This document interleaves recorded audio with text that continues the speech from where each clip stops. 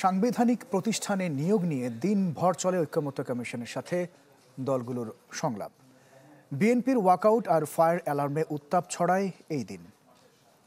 ২৫ minute বন্ধ থাকার পর ফের শুরু হয় আলোচনা। আর এদিকে জুলাই সনদের খসড়া পৌঁছে দেওয়া হয়েছে রাজনৈতিক দলগুলোর কাছে।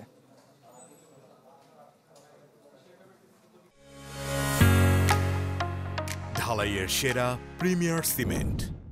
মৌলিক সংস্কারের বিষয়ে রাজনৈতিক দলের সাথে জাতীয় ঐক্যমত্য কমিশনের ২০তম দিনে সংলাপের শুরুতেই উত্তপ্ত হয়ে ওঠে আলোচনার টেবিল। সরকারি কর্ম কমিশন, দুদক, মহাহিসাব নিরীক্ষক ও নিয়ন্ত্রক ও ন্যায়পাল নিয়োগের বিধানের আলোচনা থেকে ওয়াকআউট করে বিএনপি।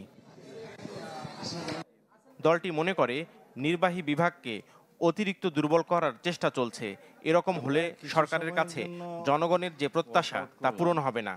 আমরা কিছু সময়ের জন্য ওয়াকআউট করলাম, কারণ আমাদের বক্তব্য পরিষ্কার ছিল যে সাংবিধানিক কিছু প্রতিষ্ঠান এবং সংবিধিবদ্ধ দু একটি প্রতিষ্ঠানে যে নিয়োগ কমিটি করা এবং এটা সংবিধান অন্তর্ভুক্ত করা, সেটা ভবিষ্যতে রাষ্ট্র পরিচালনায়, সরকার পরিচালনায় জটিলতার সৃষ্টি হবে।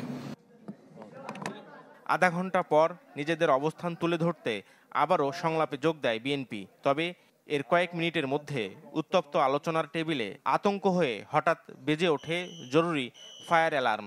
তড়িঘড়ি করে সবাই বের হয়ে যান রাস্তায়।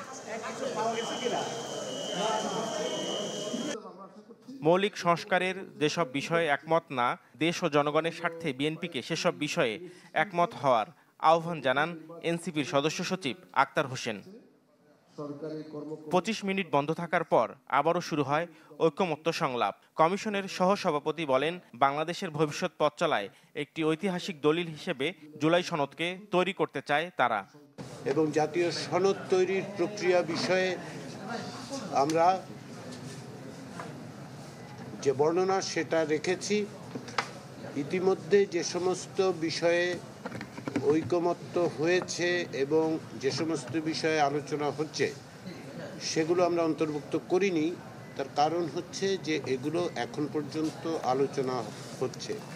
যদিও প্রথম পর্যায়ে অনেকগুলো বিষয়ে ঐকমত্য হয়েছে, কিন্তু এর কিছু কিছু পরবর্তী সময়ে যেহেতু এখন যে সমস্ত বিষয় আলোচনা হচ্ছে তার সঙ্গে সংশ্লিষ্ট, সেহেতু আমরা এই মুহূর্তে সেগুলোকে আপনাদের রাজনৈতিক দলের কাছে পৌঁছচ্ছি না। আমরা মনে করছি যে এগুলো সমন্বিতভাবে দেয়াই হবে কাজের জন্য সুবিধাজনক।